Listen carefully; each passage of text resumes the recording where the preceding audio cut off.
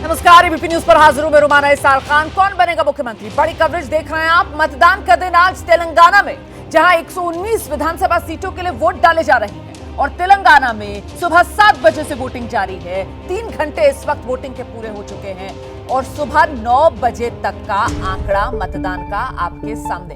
तेलंगाना में 9 बजे तक करीब 8.8% मतदान हुआ है। 7 बजे से 119 सीटों पर वोटिंग शुरू हो चुकी है। शुरुआती 2 घंटे का वोटिंग परसेंटेज सामने आया है। सुबह 9 बजे तक करीब 8.8% मतदान, मतलब करीब 9% के आसपास सुबह 9 बजे तक तेलंगाना में वोट पड़ चुके हैं। तेलंगाना चुनाव को लेकर इस वक्त की बड़ी खबर यही है, 119 सीटों पर सुबह 7 बजे से वोटिंग शुरू हो चुकी है। उत्साह मतदाताओं में देखा जा रहा है। वीवीआईपीज हमने देखा सुबह सुबह कैसे घर से बाहर निकले, जिसमें नेताओं के अलावा अभिनेता जो हैं वो भी नजर आए वोट डालने पहुंचने के लिए। और इस बीच आपको दिखा देते हैं, ये जो तस्वीरें हैं वो दरअसल बीआरएस और कांग्रेस की भिड़ंत की तस्वीरें हैं। पोलिंग बूथ पर आमने सामने बीआरएस और कांग्रेस के कार्यकर्ता और नेता, देखिए जरा।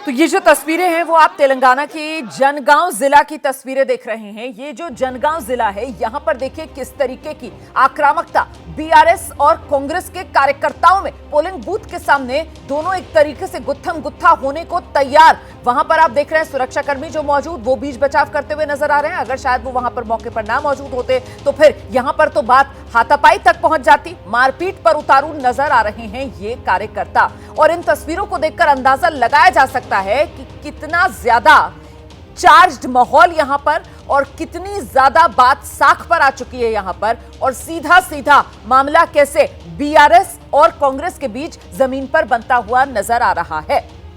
स्टूडियो में मेरे साथ 2 वरिष्ठ पत्रकार मौजूद हैं, अभय दुबे जी, श्री कृष्णा जी। बहुत स्वागत आप दोनों का। श्री कृष्णा सर, तस्वीरें देखकर क्या कहेंगे आप, क्या इशारा कर रही है तस्वीरें? ये तो कह रही हैं जैसे कि लगता है डेस्परेट हो गए दो तरफ, कांग्रेस और बीआरएस। यानी जिस तरह से ये माहौल है, बीआरएस भी लगता है थोड़ा सा हिल रही है उनकी ज़मीन थोड़े।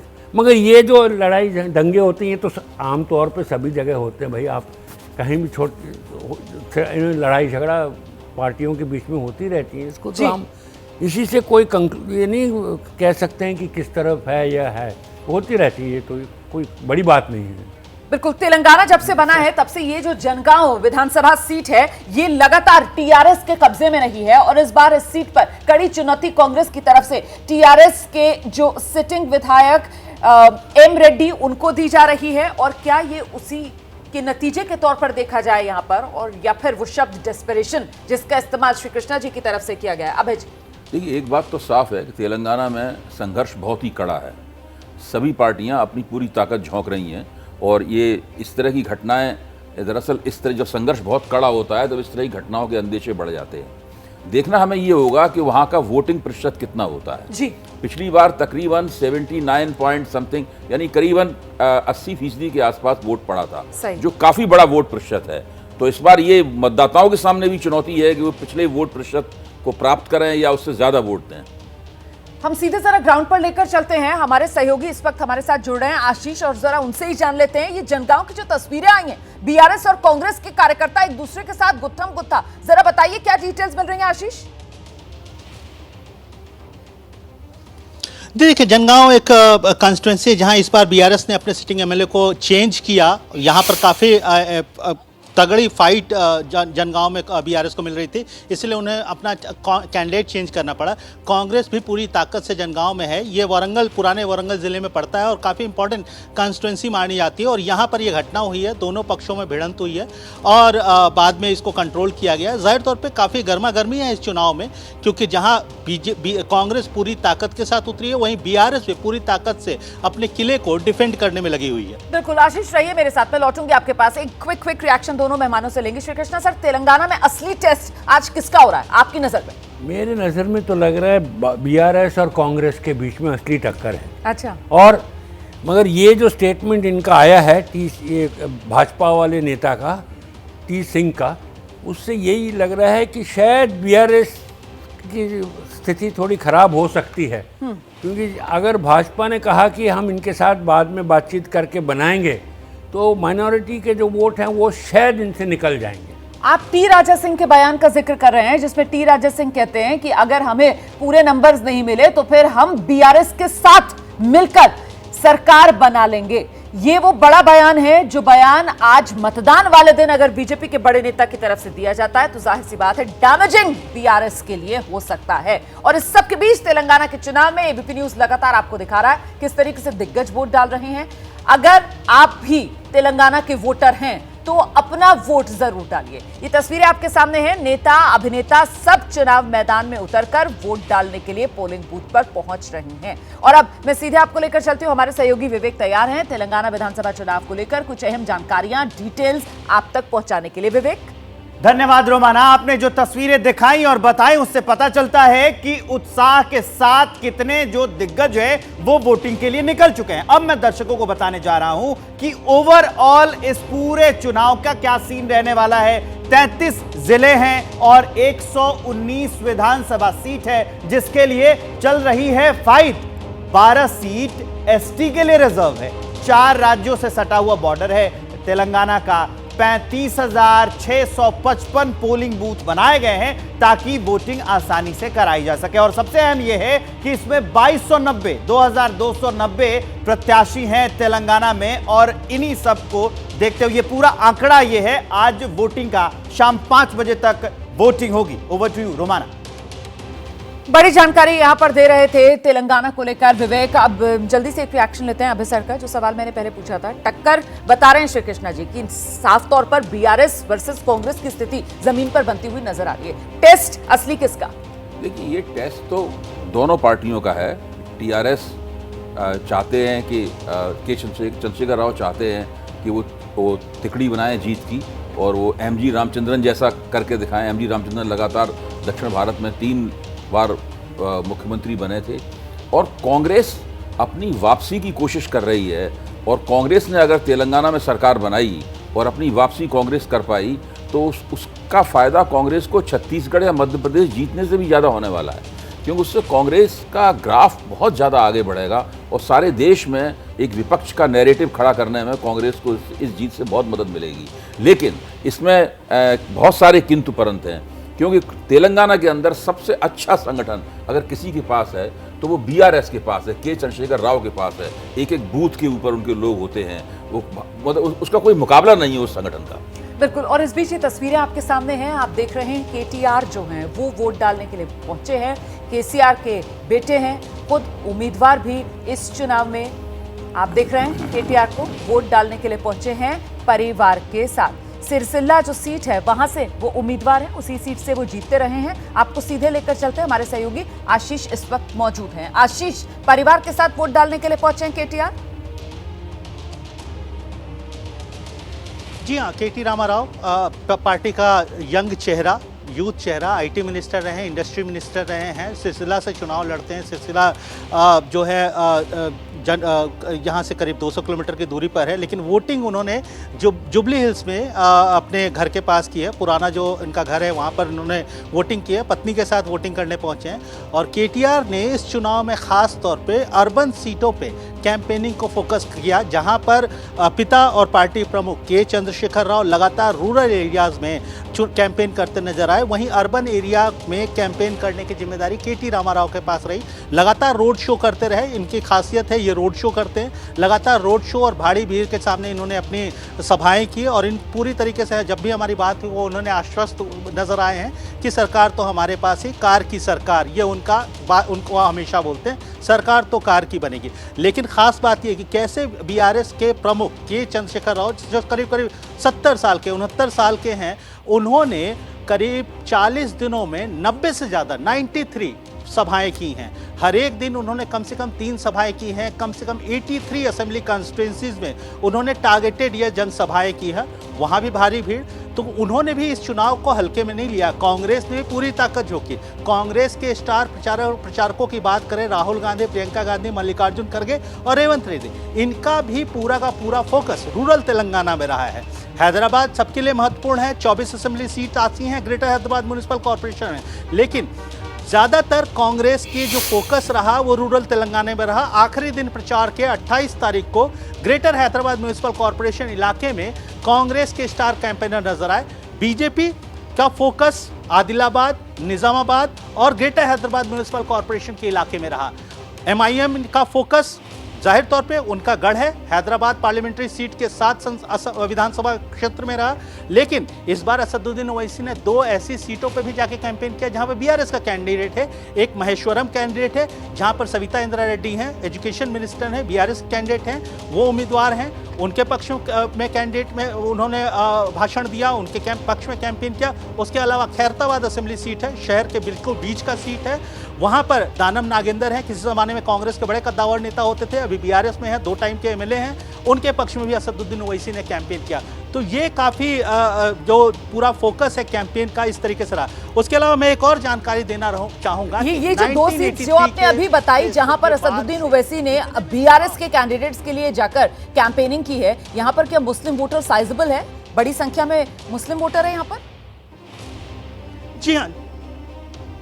जी हाँ रुमाना, आपने बिल्कुल सही कहा। अगर हम खैरताबाद असेंबली सीट की बात करें तो यहाँ पर करीब 60,000 से ज़्यादा मुस्लिम वोटर्स हैं। वहीं महेश्वरम की बात करें तो महेश्वरम जो है इलाका जहाँ पर हम अभी है राजेंद्र नगर है, इससे सटा हुआ इलाका राजेंद्र नगर आवास है असदुद्दीन ओवैसी का, एमआईएम का बेस्टियन माना जाता है। हालांकि एमआईएम यहाँ भी कॉन्टेस्ट कर रही है। यहाँ पर उन्होंने रवि यादव, एक हिंदू कैंडिडेट को खड़ा कर रखा है एमआईएम ने। इसके अलावा यहाँ टक्कर में बीजेपी है, बीआरएस के यहाँ पर सिटिंग एमएलए हैं। इस इलाके में हालांकि असदुद्दीन ओवैसी ने कैंपेन नहीं किया, पड़ोस के इलाके महेश्वरम में जाकर कैंपेन किया। एक और इंटरेस्टिंग फैक्ट रुमाना, यहाँ पर जुबली हिल्स में असदुद्दीन ओवैसी कैंपेन करते हैं, लेकिन अपनी पार्टी के पक्ष में करते हैं। वहाँ बीआरएस का सिटिंग एमएलए है, कांग्रेस के अजहरुद्दीन वहाँ पर कैंपेन कॉन्टेस्ट कर रहे हैं। अजहरुद्दीन बीआरएस के सिटिंग एमएलए के अगेंस्ट में कांग्रेस के अजहरुद्दीन है, और यहाँ पर एमआईएम भी अपने कैंडिडेट को उतारी है और यहाँ पर लगातार सभाएं करते नजर आए असदुद्दीन ओवैसी। बिल्कुल, और वहीं पर जुबली हिल्स में ही जाकर वोट डाल रहे हैं केटीआर, जिसका अभी जिक्र कर रहे थे आशीष।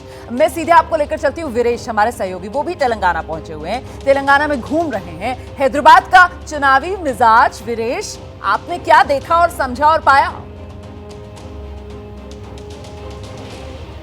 देखिए, अगर हम हैदराबाद की आपने बात पूछी तो मैं बताऊंगा कि यहाँ पर मिक्स है, mix in a sense Owaisi का इम्पैक्ट है। ओवैसी हमेशा यहाँ जीतते रहे हैं, साथ ही साथ भारतीय जनता पार्टी के फायर ब्रांड विधायक टी राजा सिंह यहाँ तीसरी बार अपनी हैट्रिक लगाने के लिए उतरे हुए हैं, आश्वस्त हैं। उनके खिलाफ एमआईएम ने कोई अपना कैंडिडेट नहीं दिया है, जबकि उनका मुख्यालय घोष महल क्षेत्र में जहां से प्रत्याशी हैं, भाजपा के विधायक हैं टी राजा सिंह, वहां पर है, और वहां पर ओवैसी ने अपना कैंडिडेट नहीं दिया है। इसलिए ये आरोप लगता है कि ये मिली भगत है, तमाम तरह के कांग्रेस इसे घेरने की कोशिश कर रही है। लेकिन कांग्रेस के फिरोज खान जो कैंडिडेट हैं, राहुल गांधी उनके प्रचार में आए थे, वो बहुत ही मजबूत स्थिति में है, ऐसा दावा कर रही है कांग्रेस के अध्यक्ष रेवंत रेड्डी से कल मेरी बात हुई। उनका ये कहना है कि हमारी सीट हैदराबाद में नहीं रही है, लेकिन अब इस बार हम चुनाव जरूर जीतेंगे, यहाँ हमारा खाता जरूर खुलेगा। फिरोज खान के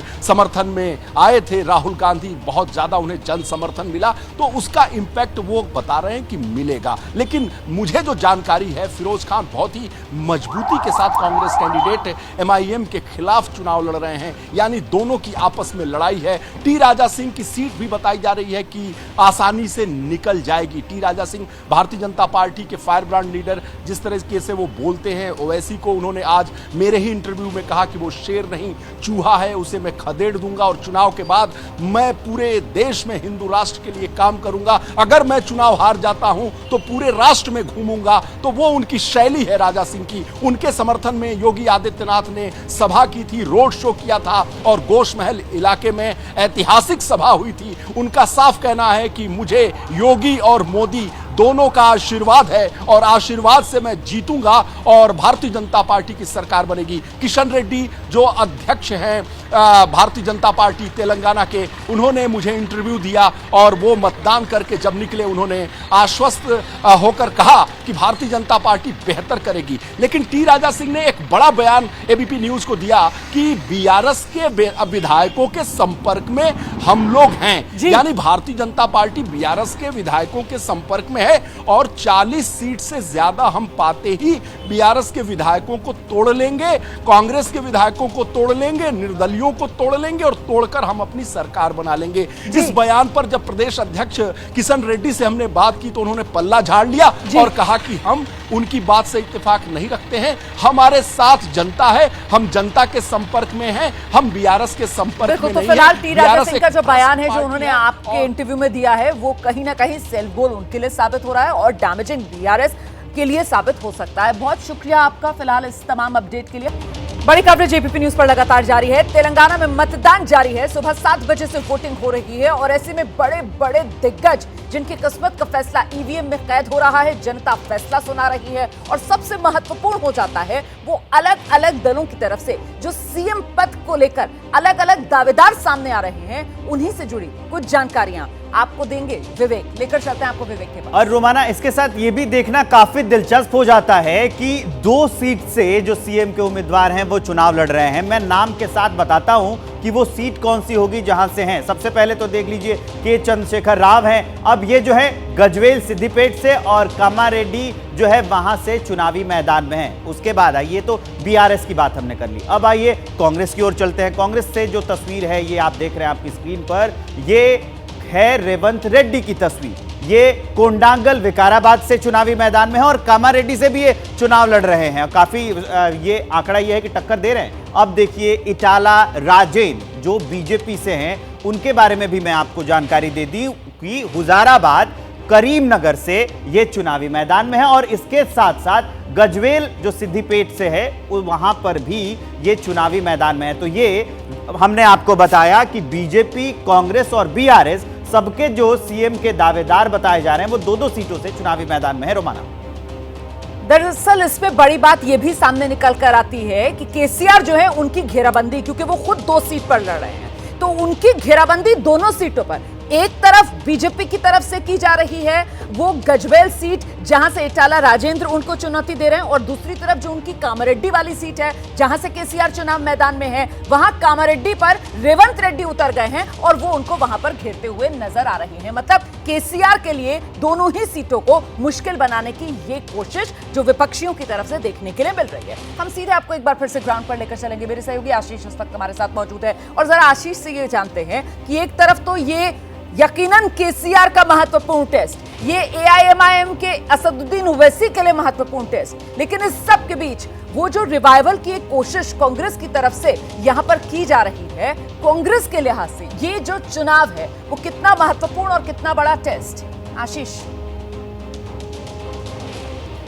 जी देखिए रोमाना, अगर हम बात करें कांग्रेस के और तेलंगाना के संबंधों की और परफॉर्मेंस के, पॉलिटिकल परफॉर्मेंस की पार्टी की, यहाँ पर जहाँ आंध्र प्रदेश में 2014 के बाद से कांग्रेस 0 हो गई, उनके 0 विधायक हैं, 0 एमएलसी हैं, 0 मेंबर ऑफ पार्लियामेंट हैं, वहीं तेलंगाना में 2014 में 32 के करीब उनके पास विधायक आए थे और 2018 में जो पिछला चुनाव था विधानसभा, उसमें उनकी सीट घटकर 19 हो गई। पिछला विधानसभा चुनाव कांग्रेस ने टीडीपी के साथ मिलकर लड़ा था, उसमें लेफ्ट पार्टियां भी थी और इसको महाकुटुंबी नाम दिया गया था। लेकिन इन सब के बावजूद, इन 3 दलों के गठबंधन के बावजूद, महाकुटुंबी बड़ा परिवार के बावजूद मात्र 19 सीट कांग्रेस जीत पाई। हैदराबाद एरिया की बात करें तो 24 असेंबली सीट जिसका मैं बार बार जिक्र कर रहा हूं, उसमें से मात्र 1 कांग्रेस पिछली बार जीत पाई थी, एलबी नगर सीट, वो भी विधायक जीतने के बाद बीआरएस में शामिल हो गए। इस बार कांग्रेस के वर्किंग प्रेसिडेंट है, फॉर्मर एमपी हैं मधु यशकी गौड़, वो एलबी नगर सीट से कॉन्टेस्ट कर रहे हैं। सुधीर रेड्डी जो कांग्रेस के विधायक थे जो बीआरएस में शामिल हो गए, उनके अगेंस्ट में। अगर हम बात करें ऐतिहासिक फैक्ट्स की, फिगर की, तेलंगाना में कांग्रेस के परफॉर्मेंस की, अगर हम बात करें 80 के दशक से लेकर अभी तक की 2018 तक के चुनाव की, कभी भी ऐसा मौका नहीं आया है, या जब यूनाइटेड आंध्र प्रदेश था उस समय भी पूरे तेलंगाना में इनके पास 60 का जो मौजूदा मैजिक फिगर है, आंकड़ा है, हाफवे मार्क है, वो हासिल कांग्रेस कभी नहीं कर पाई। न अभी जब तेलंगाना के गठन के बाद कभी उस आंकड़े के नज़दीक पहुंच पाई है। इतिहास बताता है कि 1984 से लेकर 2019 तक 2018 तक मात्र एक बार 57 सीट पर पहुंच पाई थी, वो भी 87 का इलेक्शन था। 1987 के इलेक्शन में तेलंगाना में 119 में से 57 सीट पर पहुंच पाई थी कांग्रेस 1987 के इलेक्शन में। उसके अलावा कभी भी 60 का जो मैजिक फिगर है, जो मौजूदा मैजिक फिगर है, उसके करीब कांग्रेस नहीं पहुंच पाई है। और 2018 की बात अगर की जाए तो एक तरीके से सुपड़ा ही साफ कांग्रेस का होता हुआ नजर आया था, जब महज 19 सीटों पर कांग्रेस से मट गई थी। बहुत शुक्रिया आपका आशीष, मैं दोबारा आपके पास लौटूंगी, रहिए हमारे साथ।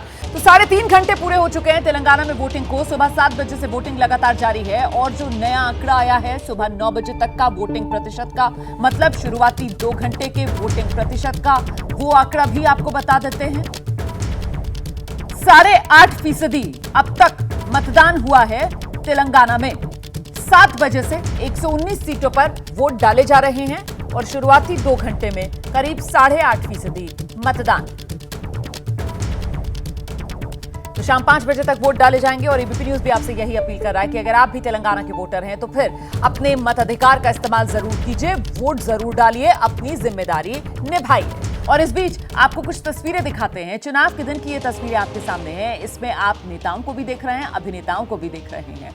आप देखिए किस तरीके से बीआरएस की के कविता, बीजेपी जी किशन रेड्डी, इसके अलावा एआईएमआईएम के अध्यक्ष असदुद्दीन ओवैसी, रेवंत रेड्डी, कांग्रेस के तेलंगाना में अध्यक्ष हैं मोहम्मद अजहरुद्दीन, उम्मीदवार खुद इस बार चुनाव मैदान में जुबली हिल से कांग्रेस की तरफ से उतरे हुए हैं। और वहीं अभिनेताओं की टीम भी देखिए किस तरीके से पहुंच रही है, जिसमें जूनियर एनटीआर से लेकर अल्लू अर्जुन और चिरंजीवी आप देख रहे हैं, सब सुबह सुबह पहुंचे हैं वोट डालने के लिए। और इन तस्वीरों को दिखाने का मकसद आपको यही है कि आप भी प्रोत्साहित हों और अपना वोट जरूर डालें। चुनाव के दिन हर पार्टी अपनी अपनी जीत का दावा कर रही है। एआईएमआईएम के प्रमुख हैं असदुद्दीन ओवैसी, उनकी तरफ से कहा गया कि उनकी पार्टी सभी 9 सीटों पर जीत हासिल करेगी।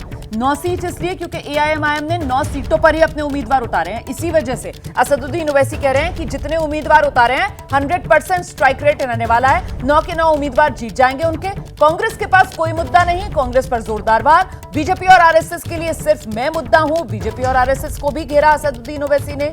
और बिना कांग्रेस का नाम लिए असदुद्दीन ओवैसी ने कहा है पड़ोसी राज्य से पैसा भेजा जा रहा है। सुनिए। हमारे साथ हैदराबाद के सांसद और एमआईएम प्रमुख असदुद्दीन ओवैसी हैं। उन्होंने अपना मतदान किया है। सर, आपने मतदान तो कर लिया, अगर हम हैदराबाद की बात करें, ख़ास तौर पे हैदराबाद पार्लियामेंट्री कॉन्स्टिट्यूंसी के पिछली बार मलकपेट और नामपल्ली करीब 45% वोट हुआ था, पूरे तेलंगाना में करीब 70%। कितना इम्पोर्टेंट है लोगों का वोट करना? नहीं, देखिए, ये जो जनरली बड़ी अफसोसनाक बात है कि जितने हमारे अर्बन सिटीज़ हैं, शहर हैं, शहरी इलाके हैं, वहाँ पर वोटर में बड़े ही एक्साइटमेंट नहीं होता वोट डालने के लिए। और फिर जब कभी भी बारिश होती है या कुछ होता है तो जो वोट नहीं डालते सबसे ज़्यादा चीज़ तो वही मारते हैं, और जो वोट डालता है वो तो फ़ोन करता है अपने एमएलए को, एमपी को, कॉर्पोरेटर को, वो फ़ौरन चला जाता है, काम करता है।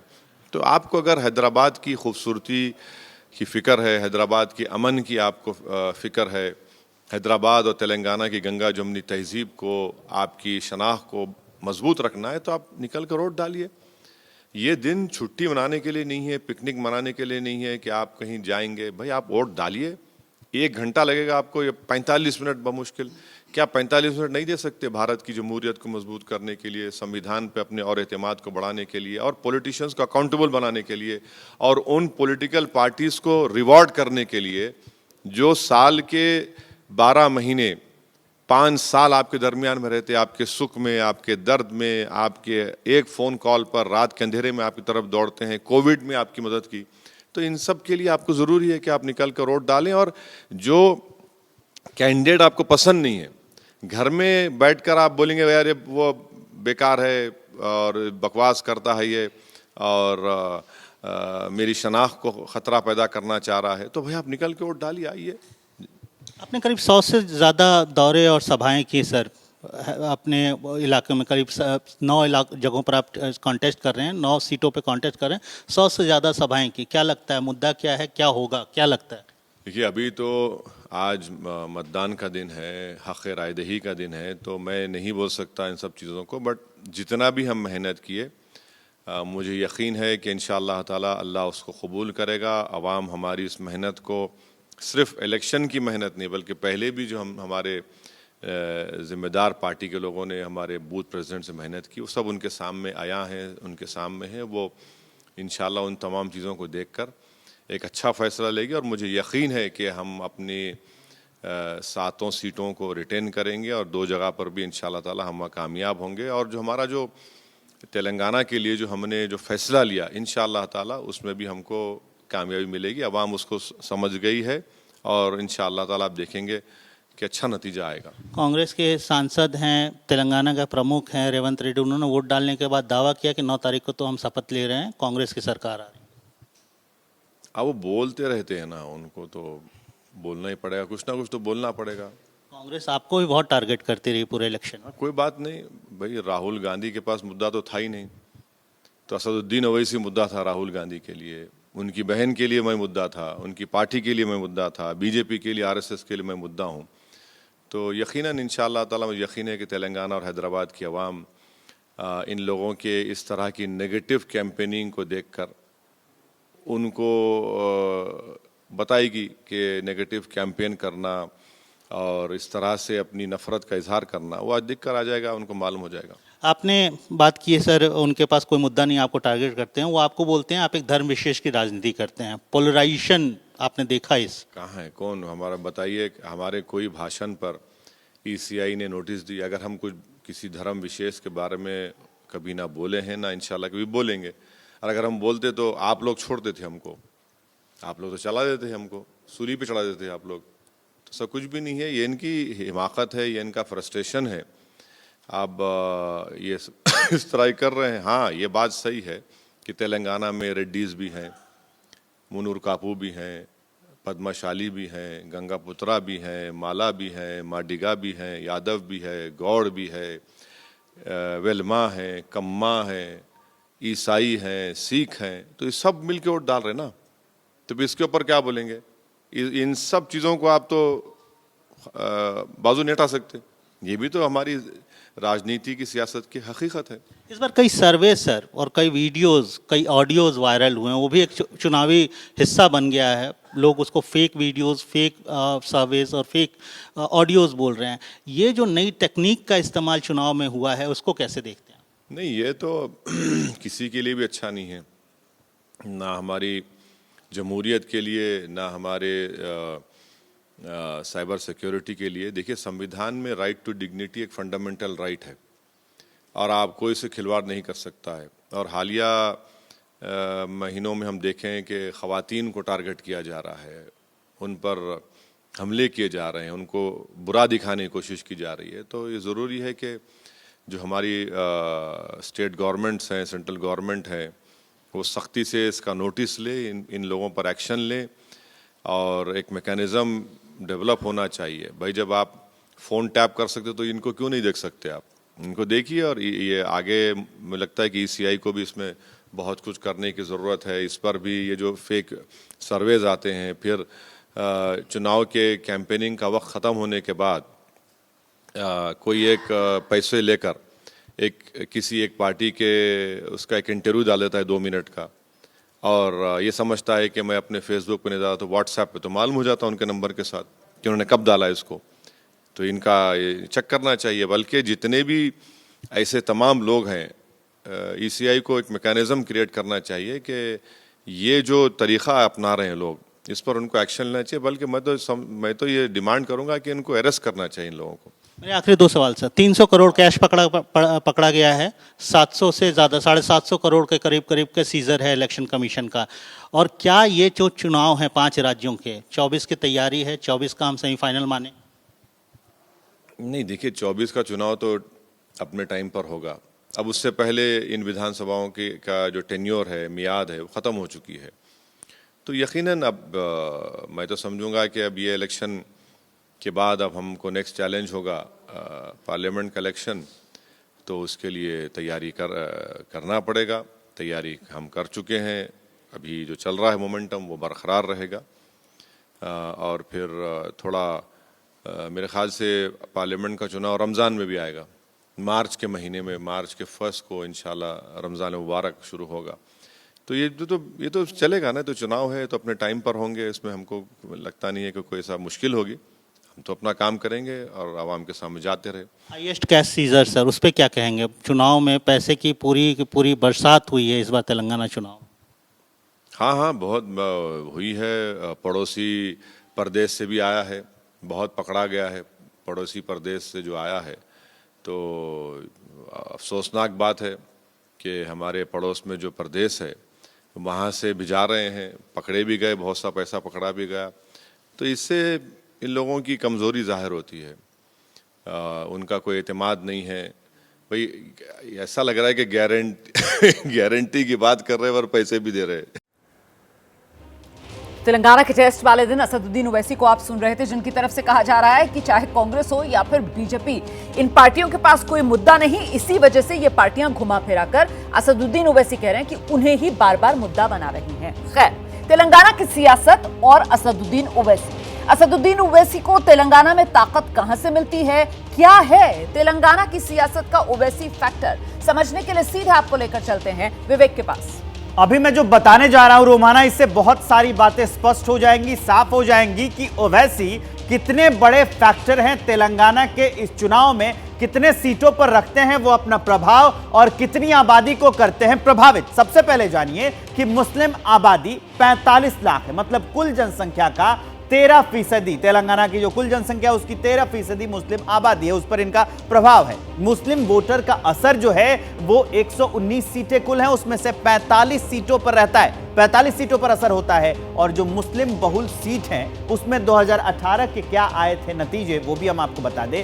AIMIM जो असदुद्दीन ओवैसी की पार्टी है 7 सीटें जीती थी, अब की बार वो 9 सीटों पर चुनावी मैदान में है, लेकिन ओवैसी कह रहे हैं कि हमेशा की तरह हम 7 सीटें तो जीतेंगे ही जीतेंगे। मुस्लिम बहुल सीट जो 2023 का अब की बार का है वो AIMIM 9 सीटों पर लड़ रही है चुनाव, और AIMIM BRS में दोस्ताना मुकाबला है, ये आरोप राहुल गांधी भी लगा चुके हैं। BRS सरकार को जो है मिली हुई है, ऐसा आरोप राहुल गांधी ने लगाया था। हालांकि उसके बाद राजनीतिक वार पलटवार हुए थे। रोमाना, तो ये बड़ी कवरेज एबीपी न्यूज पर लगातार जारी है। असदुद्दीन ओवैसी की ताकत आपने देख ली है, इस चुनाव में इसका असर किस रूप में देखने के लिए मिलेगा, असली टेस्ट असदुद्दीन ओवैसी का भी इस तेलंगाना विधानसभा चुनाव को क्यों माना जा रहा है, इन तमाम मुद्दों को लेकर चर्चा भी आगे बढ़ाएंगे। तो तेलंगाना में मतदान लगातार जारी है और अभी ब्रेक पर जाने से पहले आप असदुद्दीन ओवैसी को सुन रहे थे। बड़ी हुंकार अपने सभी उम्मीदवारों की जीत की वो भर रहे हैं और निशाने पर उनके आज वोटिंग वाले दिन कांग्रेस भी और बीजेपी भी।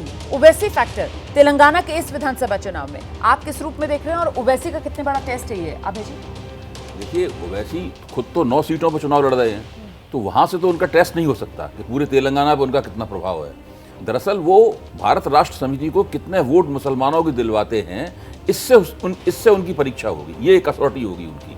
और अगर वो वोट कांग्रेस को ज़्यादा मिलते हैं तो ये ओवैसी के लिए ये चुनाव एक बहुत बड़ी मुश्किल पैदा करने जा रहा है। जब वो अपने प्रदेश के अंदर मुसलमान वोटों को अपनी ओर नहीं खींच सकते, कांग्रेस और अपने सत्ताधारी पार्टी को शिफ्ट नहीं करा सकते मुसलमान वोट, तो देश के दूसरे प्रांतों में क्या करेंगे? जी, बड़ी बात आप कह रहे हैं और यही इसी वजह से शायद जो कुछ देर पहले हमारे सहयोगी बता रहे थे ना कि चाहे महेश्वरम हो या खैरताबाद हो, ये वो सीटें हैं तेलंगाना की जहां पर AIMIM ने अपना उम्मीदवार नहीं उतारा है, बावजूद इसके असदुद्दीन ओवैसी पहुंचे हैं वहां पर BRS के उम्मीदवार के लिए प्रचार करने के लिए, क्योंकि इन सीटों पर जो मुस्लिम वोटर है वो खासा प्रभावशाली माना जाता है। ऐसे में श्री कृष्णा सर, आपकी नजर में इस तेलंगाना विधानसभा चुनाव का सबसे बड़ा टेक अवे क्या रहने वाला है?